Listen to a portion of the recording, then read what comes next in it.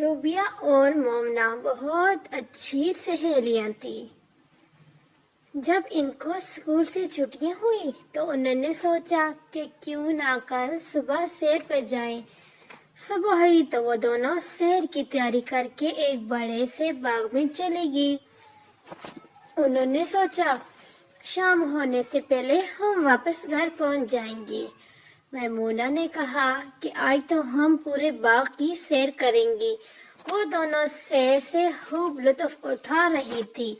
گھومتے گھومتے دونوں بہت آگے تک گئی۔ وہ چلتے ہی جا رہی تھی، اچانک وہ دونوں گھر جانے کا راستہ بھول گئی۔ انہوں نے سوچا کہ درخت کے نیچے بیٹھ کر آرام کر لیتے ہیں، پھر راستہ تلاش کریں گی۔ وہ دونوں درخت کے نیچے بیٹھ گئی۔ ٹھنڈی اور تازہ ہوا سے ان دونوں کی آنکھ لگ گئی۔ اندھیرا اور ٹھنڈ دونوں بڑھ رہی تھی۔ جب روبیہ کی آنکھ کھلی تو اس نے اپنے سامنے ایک بچہ نظر آیا۔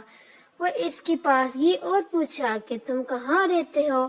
اس نے کہا میرا نام عمر ہے اور میں اس باغ کا بہت پاس رہتا ہوں، لیکن آپ یہاں اتنی رات کو کیا کر رہی ہیں؟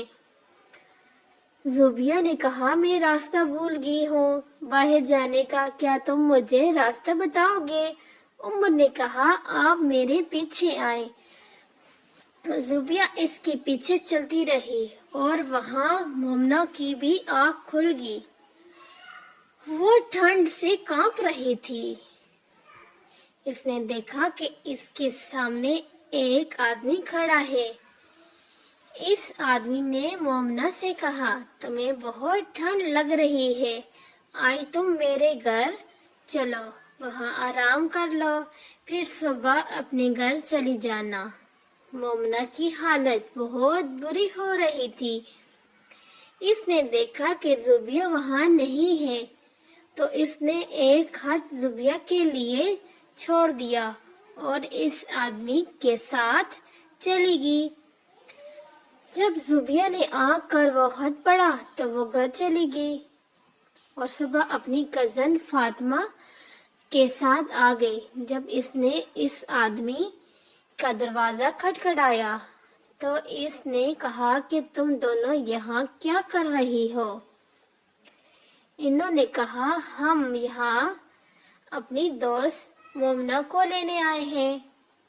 اس نے کہا یہاں کوئی مومنہ نہیں رہتی اور دروازہ بند کر دیا۔